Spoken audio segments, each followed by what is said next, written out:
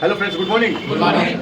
मैं पुनीत कुमार सिंह, स्वागत है आप सभी को टेक्निकल कंटेस्ट यूट्यूब चैनल में। जैसे कि आप लोग जानते हैं, अपना इंस्टीट्यूट फायर एंड सेफ्टी से रिगार्डिंग जॉब और सेफ्टी का कोर्स कराता है। तो आप सभी को स्वागत है। वीडियो को कंटिन्यू किया जाए ज़्यादा टाइम न लेते हुए। तो दोस्तों, आज हम लोग जानेंगे कि टूल बॉक्स मीटिंग देने में क्या क्या पॉइंट यूज होता है, और कंप्लीट टूल बॉक्स मीटिंग आप लोगों को एक्सकवेशन वर्क के बारे में देकर के भी बताएंगे। आप सभी लोग रेडी है ना? Yes sir. तो शुरू किया जाए। Yes sir. एक बार इन लोगों को भी दिखा दिया जाए। ये सब स्टूडेंट हैं जो फायर एंड सेफ्टी से रिलेटेड जेडी कॉम्प्लेक्स जामो रोड में सेफ्टी का कोर्स कर रहे हैं लोग। तो चलिए शुरू किया जाए। चलो जी बाबू, कैमरा मैन इधर कैमरा कीजिए। तो चलिए, सबसे पहले हम लोग जानते हैं कि काम करने से पहले हम लोग को टूल बॉक्स मीटिंग देने से पहले कंटेंट रखना पड़ता है कि कौन कौन से कंटेंट देते हैं लोग टूल बॉक्स मीटिंग में। यानी जब आप टूल बॉक्स मीटिंग का कंडक्ट कराते हो तो उसमें क्या क्या टॉपिक डालोगे तो बहुत ज़्यादा मतलब सराहनीय होगा और आपको शाबाशी मिलेगी। तो आप देख सकते हैं कि सबसे पहले हेल्थ, यानी जो भी साइट पे वर्कर आ रहे हैं उनका हेल्थ के बारे में जानना। तो सपोज कीजिए कि किसी वर्कर का हेल्थ इशू हो गया है, उसका तबीयत खराब है, लाइक फीवर हुआ है या बॉडी में पेन है, तो काम को सही तरीके से कर पाएगा क्या?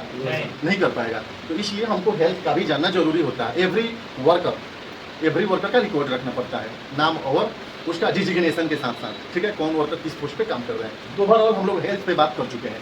अब हम लोग बात कर रहे हैं नेसेसरी टूल्स एंड पीपीईज। जैसे कि आप एक्सकवेशन का काम कर रहे हैं तो एक्सकवेशन भी दो प्रकार के किया जाता है ना जी। तो एक्सकवेशन एक होता है मैकेनिकली और एक होता है मैनुअली। खुदाई दो प्रकार से होता है, एक मैनुअली और दूसरा मैकेनिकली। अब मैनुअली में कौन से टूल्स यूज होगा और मैकेनिकली में कौन सा टूल्स यूज होगा, ये गुड क्वालिटी का होना चाहिए। जैसे कि necessary tools and PPEs. PPE तो सब कोई पहनता है, लेकिन हार्ड क्वालिटी का, एक नॉर्मल क्वालिटी का, एक उससे भी लो क्वालिटी का आता है। तो लो क्वालिटी और नॉर्मल वाला का यूज हम लोग करेंगे तो उससे भी एक्सीडेंट हो सकता है, चाहे वो ज़्यादा मजबूती और स्ट्रेंथ नहीं ला सकता है।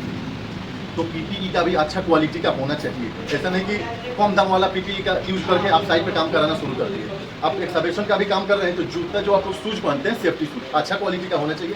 कंक्रीट, कील्स, स्टोन वगैरह अंदर खुदाई के दौरान मिलते रहता है, उसमें आपका पैर टकराते रहता है, तो लो क्वालिटी का होगा तो फट जाएगा। तो आपको अपने टॉपिक में necessary of tools and PPEs को भी इंक्लूडिंग करना है।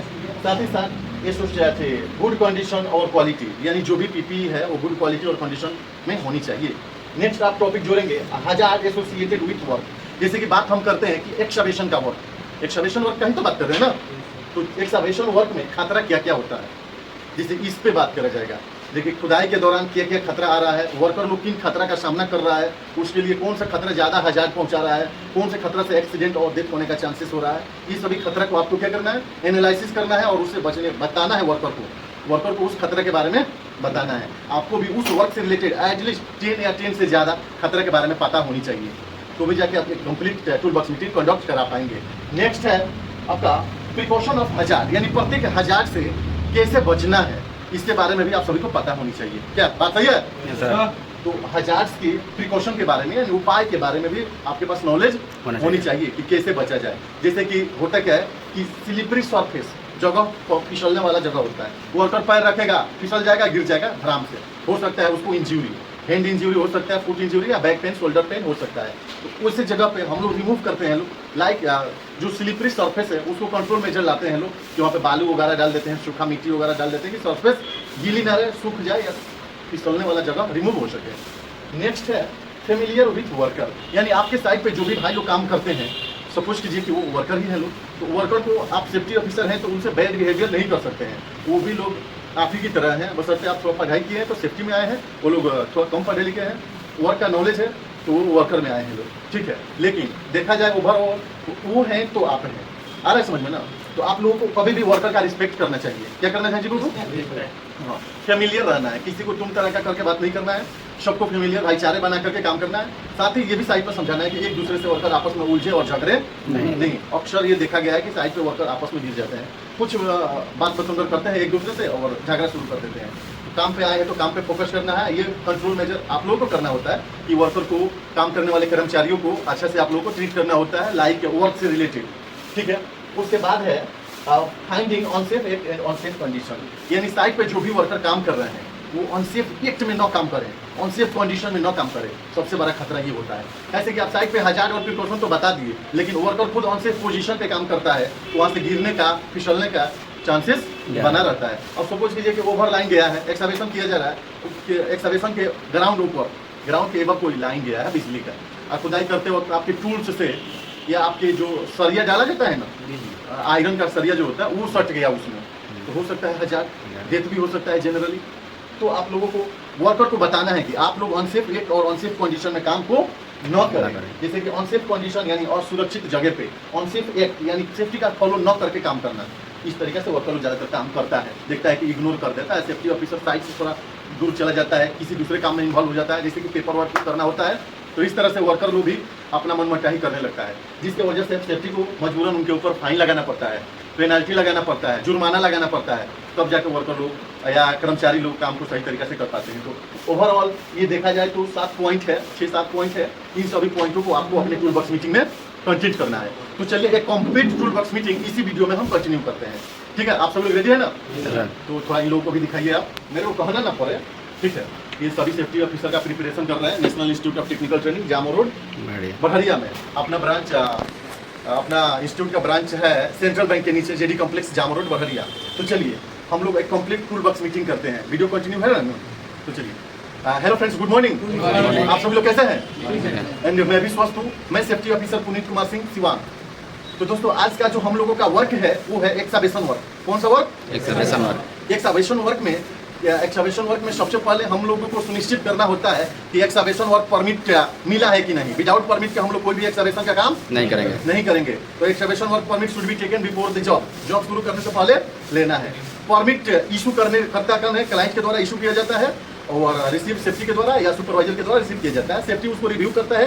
देन परमिट के माध्यम से वर्क प्लेस को बहुत बढ़िया से समझा जा सकता है। वर्क के बारे में समझा जा सकता है कि वर्क में किस तरीके के हजार से और किस तरीके का सेफ्टी कंट्रोल मेजर अपनाया जाएगा। ठीक है, तो एक्सकवेशन वर्क काम करने से पहले जितना भी वर्कर हैं लोग सभी को ट्रेंड और एक्सपीरियंस तो होनी चाहिए। ऑन एक्सपीरियंस पर्सन अंडर 18 साल से कम वाले वर्कर को काम में नहीं इन्वॉल्व करना है। ठीक है, तो जो भी ट्रेंड वर्कर है सभी लोग वही लोग काम करेंगे। सभी लोग अपना सुरक्षा खुद को करेंगे, सेफ्टी के निर्देशन में भी करेंगे। ठीक है, जो भी टूल्स ले रहे हैं साइड पे काम करने के लिए वो आपको अपने हिसाब से भी चेक करना है कि क्वालिटी और कंडीशन आ रहा है समझ में। कभी कभी होता क्या है कि गुड क्वालिटी और कंडीशन का मटेरियल और टूल्स यूज नहीं करते हैं, जिसके वजह से भी एक्सीडेंट हो जाता है। तो आपको अच्छा क्वालिटी का टूल्स और मटेरियल्स का यूज करना है। ठीक है, साथ ही साथ एक्सकवेशन में क्या क्या खतरा होता है इसके बारे में हम लोग जानते हैं।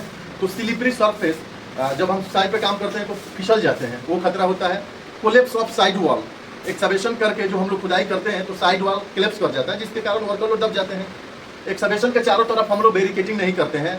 तो बैरिकेडिंग नहीं करते हैं तो अननेसेसरी कोई व्हीकल आए तो उसको नहीं दिखाई देता है कि भाई एक्सकवेशन, आप लोग को साइन बोर्ड लगाना पड़ता है, बैरिकेडिंग लगाना पड़ता है। जिधर गाड़ी का आवागमन ना हो यानी out of the road side हो, रोड साइड से अलग हट के कोई काम हो तो उधर तो सॉफ्ट बैरिकेड से काम चल जाएगा। जिधर अब व्हीकल आना जाना हो उधर हार्ड बैरिकेडिंग करते हैं, साथ ही साथ एक बाईपास रोड का भी निर्माण कर देते हैं। इस प्रकार अगर हम लोग करते हैं तो एक्सकवेशन में जो भी बैरिकेडिंग से रिलेटेड खतरा होता है वो नहीं हो पाता है, उससे आप बच सकते हैं। मिट्टी को खुदाई करते हैं तो हम लोग ज़्यादातर यू शेप में खुदाई करते हैं। किस शेप में जी?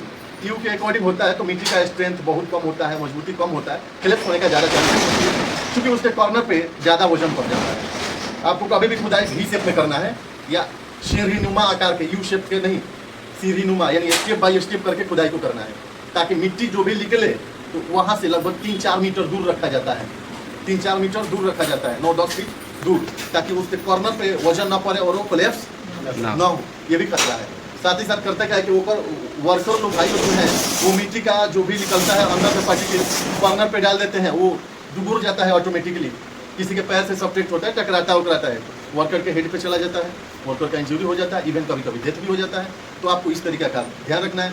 आपको जब भी डीप एक्सकवेशन करते हैं तो कन्फाइंड स्पेस में परिवर्तित हो जाता है, तो वहाँ पे कन्फाइंड स्पेस का भी सेफ्टी रूल होगा, जैसे कि ऑक्सीजन का मॉनिटरिंग करना, गैस लेवल की मॉनिटरिंग करना, टॉक्सिक गैस रिलीज होने लगता है, वाटर सीपेज या डिफरेंट टाइप्स के इंसेक्ट्स निकलते हैं अंदर से खुदाई करते वक्त, जैसे कि सांप होता है ना, स्नेक वगैरह, माउस वगैरह या अदर एनिमल्स छोटा छोटा जिनको इंसेक्ट्स बोलते हैं, वो जो बहुत ज़्यादा अगर काट लेगा तो इवन डेथ भी हो सकता है वर्कर को। तो सबसे पहले आपको इन सब चीज़ों से बचने के लिए सेफ्टी शूज पहनना होता है। कभी कभी अंदर से पानी का भी लीकेज होना शुरू हो जाता है, ये सब खतरा है। नॉइज क्रिएट होता है, डस्ट निकलता है, पॉइजनस एटमोस्फेयर हो जाता है। तो आपको सेफ्टी मास्क, जिसको हम लोग मास्क बोलते हैं, डस्ट मास्क का यूज करना है। टॉक्सिक गैस निकलता है तो इधर एस्काबा का यूज करेंगे। सेफ्टी हेलमेट पहनेंगे, हाई विजिबिलिटी क्लॉथ जिसको ये बोलते हैं, इससे पता चल जाता है दूर दरार से भी वर्कर उधर काम कर रहा है लोग, वर्कर भाई लोग काम कर रहा है लोग। साथ ही साथ वर्कर जो काम करते हैं कन्फाइंड स्पेस के अंदर यानी एक्सकवेशन के अंदर, तो उन लोगों को इससे काउंट भी किया जा सकता है। विजिबिलिटी वाला ये कपड़ा है, दिखाई देता है, ठीक है। साथ ही साथ आपको हेलमेट पहनना है, ग्लव्स पहनना है, हाथ में हैंड ग्लव्स यूज करना है, ताकि कोई भी मटेरियल्स को अगर हाथ से भी टच करते हैं तो टॉक्सिक मटेरियल अगर आ जाएगा तो हाथ में चुनचुनाहट होने लगता है, खुजली होने लगता है। तो इन सब चीज़ों से हम लोग बच सकते हैं। लाउड नॉइज आता है तो ईयर प्लग का यूज करते हैं ताकि अननेसेसरी आवाज़ आपको ना आए। मशीन से खुदाई होता है, जिसे एक्सकावेटर मशीन बोलते हैं, JCB के नाम से जानते हैं लोग, तो उसके मशीन का भी इंस्पेक्शन किया जाता है, यानी उसका रिवर्स हॉर्न है कि नहीं, जो ड्राइवर एक्सकवेशन कर रहा है उसका लाइसेंस देखा जाता है, हेवी लाइसेंस है कि नहीं, ठीक है। जिधर काम कर रहे हैं उधर आसपास में कोई बिजली वगैरह का तो वायर वगैरह नहीं गया है, नीचे केबल्स, टेलीकॉम केबल्स या कोई इलेक्ट्रिकल सोर्स तो नहीं गया है, इन सबको मॉनिटरिंग करके ही काम को करना पड़ता है। आई होप आप सभी लोगों को टूल बॉक्स मीटिंग के बारे में कुछ अनुभव हुआ होगा। हुआ है जी? Yes sir. तो चलिए, safety, safety, thank you, that's all.